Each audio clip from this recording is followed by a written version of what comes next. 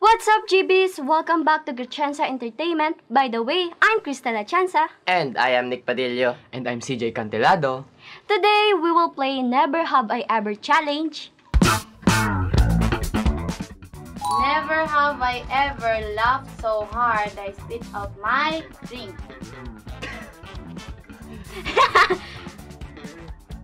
Actually po, kahapon lang po ako. Kasi po, habang po kami nag-shooting nun, may iniinom po kami na loyal. Yung loyal po yun eh. Saan po ba nagawa? Sa ano. Habang po kami nag-ano, pero hindi po yung nakita sa camera eh. Natatawa po ako nun. Para pong nabasa po yung puwitan po nung habang po nagka-camera po. Sa akin naman po, I have rin po ako. Nangyari na to sa akin pero hindi ko maalala.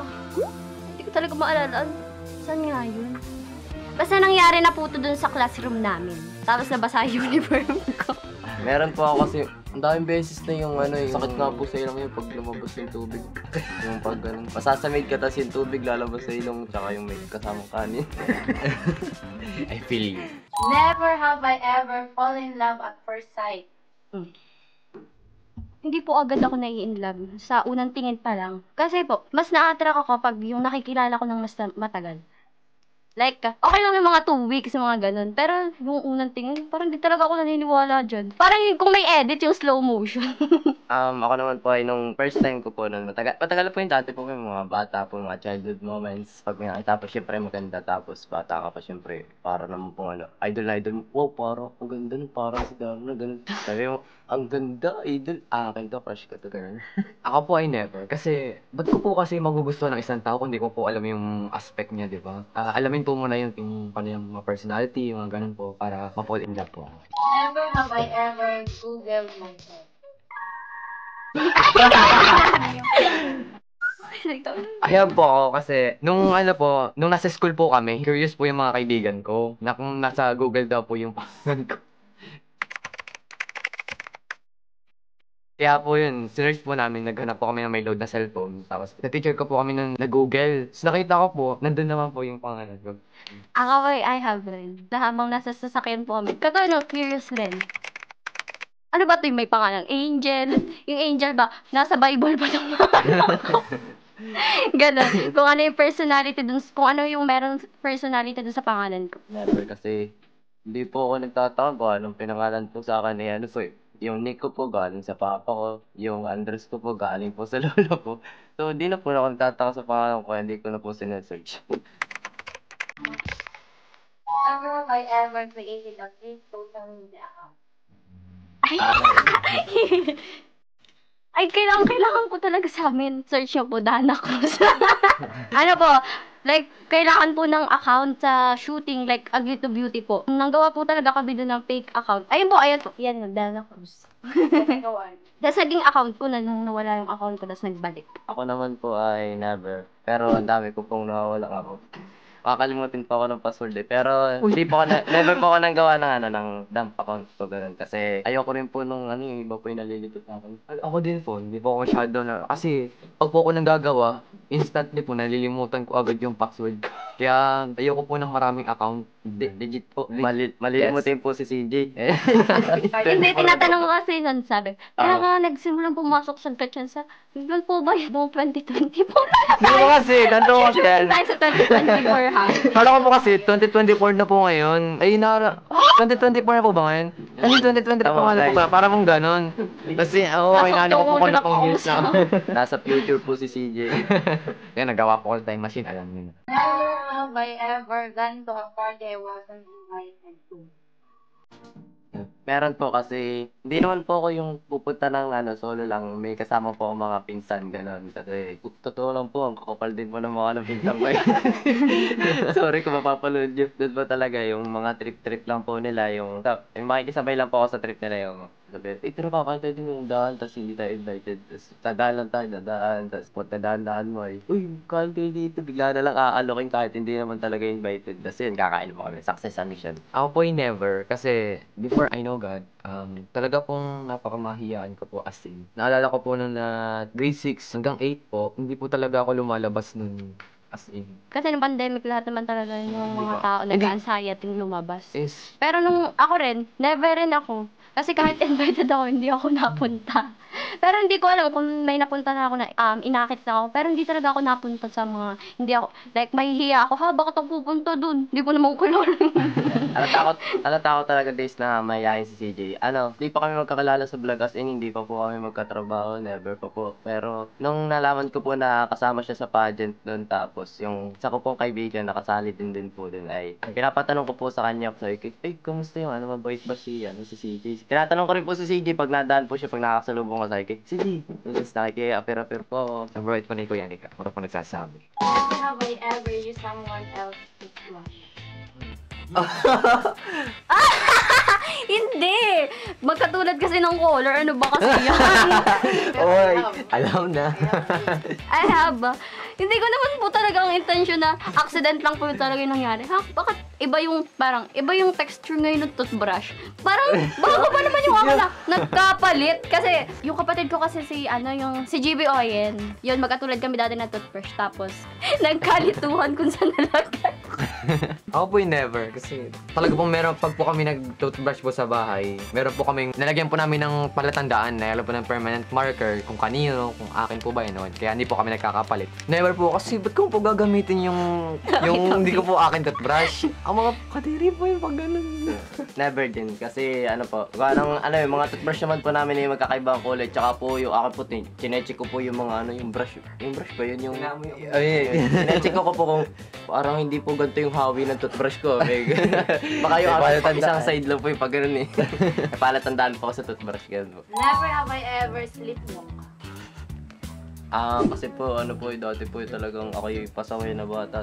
Tapos, marami po akong gano'n na moments yung pag-alaga ng espiritu. Tapos, ako po naglalaro po ako ng mga ulo-ulo. Ang ulo-ulo po ang tawag dito sa amin sa Quezon Province. Kung ano man po ang tawag sa inyo, yung palakapubang maliit na pa lang yan po. Pinaglalaro ko po tapos na nag-iinip po ako, may malaking palaka. Yan, lalakad na po mag-isa, palabas na po sana ako, napigilan na po ng mama ko. Pinenta lang po sa akin pagising ko, tapos takal-taka po ako syempre. Ganon din po kayo, kung ranas niyo po yun. Ako po yung never. Kung meron man po, baka po hindi lang po sa akin sinasabi, pero wala po ako natatandaan sa buong buhay ko po na naglakad po ako habang Limot ulit. Ako rin, wala Ako, na ako nalimutan natatandaan. Siguro na yung nagising yun. Pero yung naglakad, wala ko natatandaan. Never have I ever received a love letter. Marami po sa akin nagbigay ng love letter, tapos po, nakatabi lang po talaga sa bahay. Pero di ko po binabasa. Ay, binasa ko na po, pero natatawa lang ko, bakit sila magbibigay ng love letter ng... Siguro, humahanga lang ganun. Pero di ko naman po pinagmamalaki, ano ba yun? Ako naman po meron, pero parang isang beses lang po. Isang beses lang. Tapos, syempre sa lalaki po nakakalig po yun, pero yun po ay minor moments, grade 7 po. Tapos, tumirin. Kiring po. Pero ngayon never na po nakatanggap kasi, syempre, sino ba naman tayo? Yeah. I have. Ayun, nung grade 6 po ako nun. Ay, balo pa pala mag-name.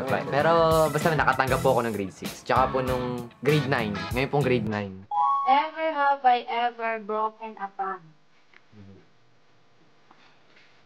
I have po kasi maraming beses na po ako nagkakamali. Tapos, dahil po dun sa mga promise po na di ko po magawa-gawa. Kaya, ang pangit po talaga pag nag-promise ka tapos hindi niyo po matutupad. Dapat po, nag-promise kayo, sure niyo po na tutuparan niyo. Talaga, I have po. Always daw. Always. Uy, laging limot naman. Yun, isa din yung sa reason kung bakit po na hindi lagi ko pong limot. Talaga pong I have. Kasi meron pong circumstances na hindi ko po magagawa dahil may problema, may mga ganun po, may mga... recently nga lang po, meron po akong na-broke na promise. Sa akin po ay have. Kasi tao naman po tayo, hindi perfecto ang tao, nagkakamali. May mga pangako tayo na napapako.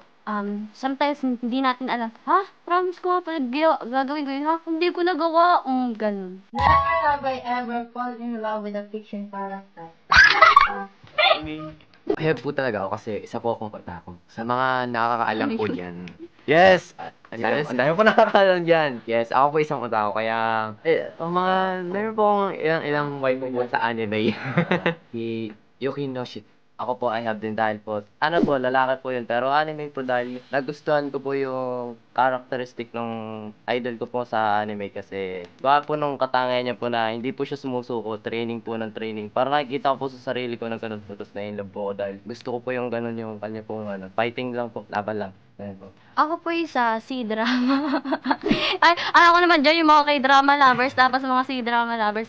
Like, yung lalaki bida dun, hala, gusto ko yung magiging dyan. Hindi naman ganun. Pero, like, infatuated lang, nagwagwapuhan, tapos nagiging crush. Pero, yun lang yung aking pakiramdam. Never have I ever pretend to be sick to get out of school. Never po talaga ako diyan. Kahit, never ko po yung nagawa. Kasi natatakot po ako talaga akong umabsent sa school. Kahit ako may sakit, pipilitin kong pumasok kasi pakiramdam ko, ay, maiiwan ako.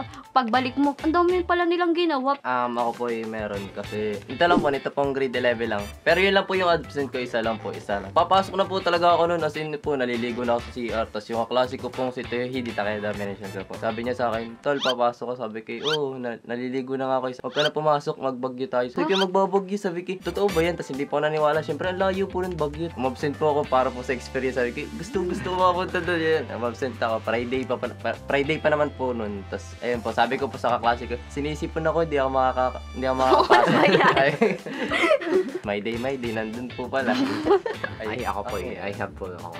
Hindi po ngayon. Nung mga ano pa po yan elementary days ko pa po yun. Kasi wala pa po ako tamad pa po ako nun Pero ngayon naman po, perfect attendance po ako kaya wala Wow, po. absent ko nga din. Oy, wala akong absent. Yun na lang, late lang kasi yun. 3 late. Oh. Equivalent to 1 Ay, absent. mahal Ako nga, na mahal 1 kasi ako ng week teacher na, ko. Never have I ever done something so bad in public that I still cringe when I think about it. Ako po hub. Kasi dati po may mannerism talaga ako kapag nagalaw ko yung isa bagay. Like, nadanggit ko, ay sorry! Like, kakapitan ko pa talaga yung kung saan galing kahit saan pa yung parte ng katawan. Tapos, may Pampanga ba yun or Baguio? May jowa pa rin ako. Tapos, sorry ako, nakakahiya. Nagalit yata sa akin yung babae. Ay, sorry po. Tapos, may jowa pala, layori. Ayun, sa Baguio nga yun. May bulaklak pa nga yun, nakita ko. Pero natanggal ko na po yung mannerism kong yun. Dahil dun sa pangyayaring yun. Ako po meron, dami beses pala. Ang hirap pag iniisip po yung yung nakakahiya. Tapos pag may nagbanggit na maalala ko, nagsayaw po kami sa SM nung Valentine's Day po ata, kasama ko po talaga mga pinsan ko. Paglakas tawa po talaga. Nagkakaldag po sila doon sa SM. Kasama ko. Ayaw ko na, yung iyaw po ko. Tapos sasabihin po nila, kakamayan po nila sa escalator. Grabe, nakakaya po talaga isipin. Ako po talaga I have. Kasi pag po ako naman nadadapa sa public. Pag pa din po halimbawa sa mga teacher, sabi huwag na daw po mag-stand up. Pinapa-stand up. Ako lang po yung nag-stand up po ba. Ako may nahihiya nun. Inaano ko na sa kanila. Ay hindi yan, sinasadya ko yun. Ganyan. Pero pang inaalis ko na lang po yung sa kanila isip na tumayo po ako mag-isa. Ina-aside mo na lang na hindi talaga nangyari. Oo, meron rin pala ako isa pa. Nadulas ako sa kantin. Nakabili ka nun, di ba? Second day po yun ng exam namin. Ako kasi mamadali nun. Ako po Nagbili ka na ng ballpen. Lengthwise at ballpen. Oo. Hindi ko alam, basa yun. Nadulas ako nun din, si CJ at yung classmate mo. Sabi ko, love, yung pantalon kong walang design, nagkabutas. Never have I ever quietly farted at work and then left the room. Siguro nangyari na rin to sa akin. Marami Lahat beses. naman siguro ng tao. Ay, biglaan. Huwag ka never. Huwag kang Wala never. ka. Ay, hindi po. Ako kasi. Ay, Oy, kahit bata. Pwede po ako po muna. Oh, sige, Hindi, sige. ako po muna. Never po kasi ako kasi hindi po quietly yung akin.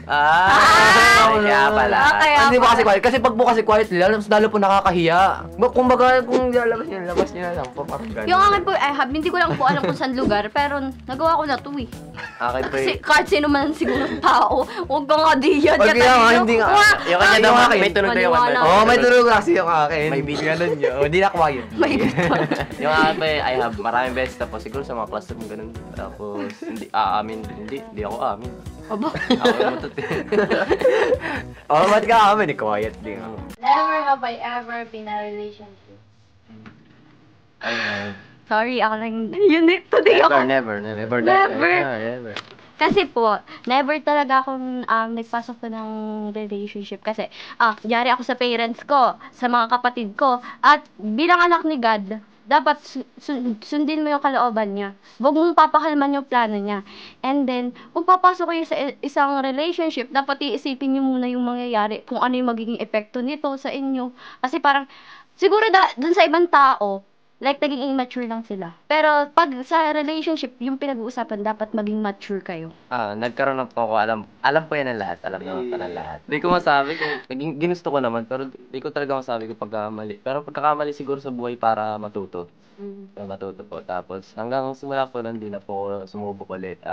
Natuto po ako ng marami dahil dun po. Nag-grow po ako sa sarili ko kung paano yung pagtama ng maayos na ulit. At pagpili kung ano ba talaga dapat gawin sa sarili. Kung sa iba po dyan, huwag niyo po agad na madaliin ang love niyo po. Hayaan niyo po si Lord na magbigay. Promise po, marami po sa pagtanda niyo. Hindi po sa... Grabe lang.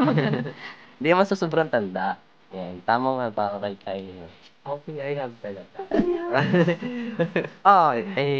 Recently lang po talaga to eh. Kung hindi ko po alam kung may alam po kayo, regret po talaga ako nung time ko. Kasi para po lahat po ng nasa akin. Lagi na sound effect lahat nung ano ko naapektuhan, pamilya ko, pati na rin yung pagkaano ko kay Lord. Ang dami po naapektuhan as in. Kaya po payo ko lang po sa mga viewers po namin ay wag po kayo masyadong mabilis. Pag sobrang bilis niyo po, ang dami niyo pong hindi pa po ma-experience sa buhay. Dapat tayo mindset. Kapag nagmamadali, no. nagkakamali. Yan. Pag hindi mo na maghintay, nagiging tatay. Yan. Yan. Yun po ang Oy, aming tatay. Tagline. tagline po namin, tagline po kaming ganon.